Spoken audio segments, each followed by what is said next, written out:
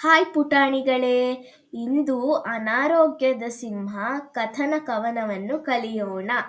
ಕಾಡಿನ ರಾಜ ಸಿಂಹರಾಯನು ಕಾಯಿಲೆ ಬಿದ್ದನು ಕೇಳಿ ಕಥೆ. ಅನ್ನವೂ ಸೇರದು ನೀರೂ ಸೇರದು, ರಾಜನಿಗಾಯಿತು ಬಹಳ ವ್ಯಥೆ. ಅಡವಿಯಲ್ಲಿರುವ ವೈದ್ಯರನ್ನೆಲ್ಲ ಸರದಿಯಂತೆ ಅವ ಕರೆಸಿದ. ಡಾಕ್ಟರ್ ಜೀಬ್ರಾ ರಾಜನ ಪರೀಕ್ಷಿಸಿ ಬಾಯನ್ನು ತೆಗೆಯಲು ಹೇಳಿದನು.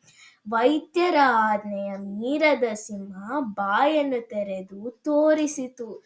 ದುರ್ವಾಸನೆಯ ಉಸಿರಿದೆ ಎಂದು ಡಾಕ್ಟರ್ ಜೀಬ್ರಾ ಹೇಳಿದನು. ಹೀಗೆ ಹೇಳಲು ಎಂಥ ಧೈರ್ಯ ಎನ್ನುತ್ತ ಸಿಂಹವು ಗರ್ಜಿಸಿತು.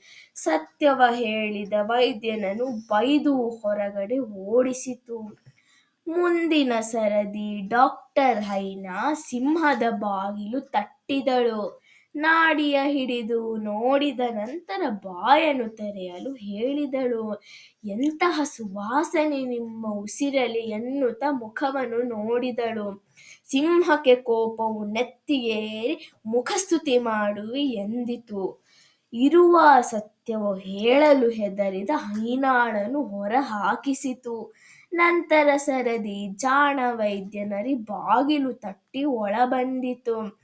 ಸಾರ್ವಭೌಮರ ಉಪಚರಿಸುತ್ತಾ ಬಾಯನ್ನು ತೆರೆಯಲು ವಿನಂತಿಸಿತು. ಉಸಿರಿನ ಕುರಿತು ಏನು ಹೇಳುವಿರಿ ಎನ್ನುತ್ತ ಬಾಯನ್ನು ತೆರೆಯಿತು. ಚಾಣಾಕ್ಷ ನರೆಯು ತಕ್ಷಣ ಹೇಳಿತು, ಶೀತದಿ ಮೂಗು ಕಟ್ಟಿದೆ ಒಡೆಯ, ವಾಸನೆ ಏನು ತಿಳಿಯದು ನನಗೆ ಎನ್ನುತ್ತ ಕೇಳಿತು ಕ್ಷಮೆಯನು. ಸಿಂಹದ ಕೋಪಕ್ಕೆ ಬಲಿಯಾಗದೆ ಪಾರಾಯಿತು ನರಿಯು. ಉಪಾಯ ಬಲ್ಲವನಿಗೆ ಅಪಾಯವಿಲ್ಲ ಎನ್ನುವುದೇ ನೀತಿಯು.